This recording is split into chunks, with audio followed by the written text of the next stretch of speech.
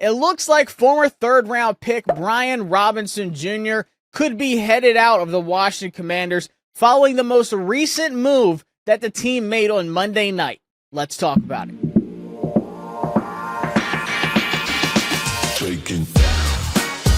I'm Josh Taylor with A to Z Sports Washington, and it looks like the running back room is getting a shakeup after the Commanders decided to hold out Brian Robinson Jr. from the Monday night preseason game. And Dan Quinn talked about it afterwards, of course, and said he addressed the team before the game and let them know what was happening. But they also talked to Brian Robinson Jr. on Saturday and told him that he would not be playing in the game. And it was apparently this mutual decision.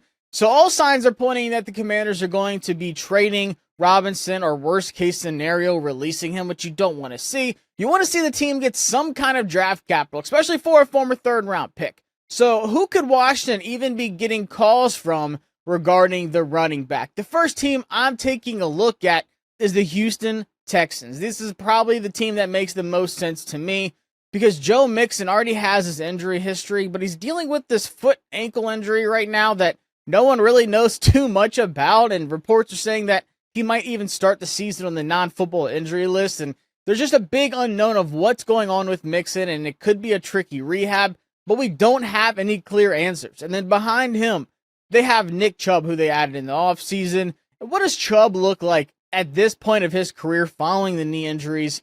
And he would have to be the lead guy if Mixon's not going to start the season.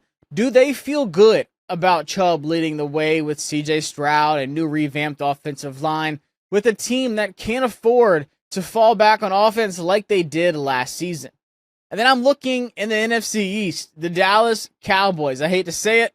Would they even entertain a trade to the Cowboys? Sure, if it's for the right price. But we know Jerry's cheap, and he probably would send some disrespectful offer for Brian Robinson over. But still, there is a need in that running back room, once again, for an offense that needs to get a running game going.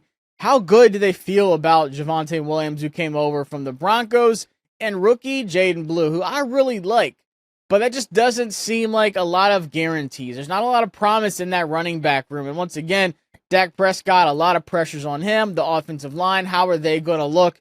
The Cowboys have to have a run game going this year because they showed in the past that when they can run the ball, they can be a successful team. It's not going to matter how open George Pickens and CeeDee Lamb are if Dak Prescott's having to throw the ball 50 times a game because they can't get a running game going. And of course, Adam Peters needs to call up his former team and see if the 49ers want a look at Brian Robinson Jr. And it makes sense.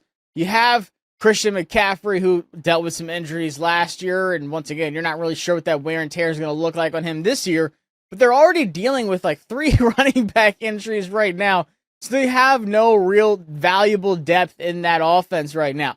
If Christian McCaffrey is going to be the guy that's dependent on running the ball 20-plus times a game, those injuries can add up, and they need a bruiser like Brian Robinson Jr. that can get those third and shorts or the goal line situations. And I think that the fit is actually there for Kyle Shanahan in that offense. And you also have the Chicago Bears. Ben Johnson loves to run the ball, and we know that.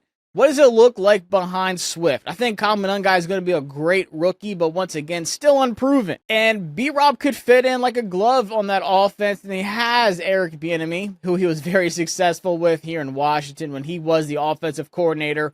So maybe they decide to reunite the two and get that running game going for Caleb Williams in the Bears offense. I would probably throw a couple other teams in there, maybe the Packers, maybe the Panthers, depending on what they feel like their depth looks like.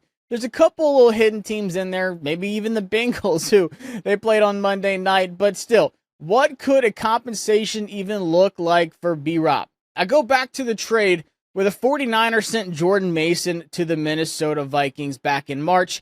And they swapped 6-round picks from 2 different years, of course, but the 49ers also got a 5th-round pick. Now, if you're comparing the 2 running backs, I give the leg up on B-Rob with the production and the role that he's had over the last few seasons in Washington.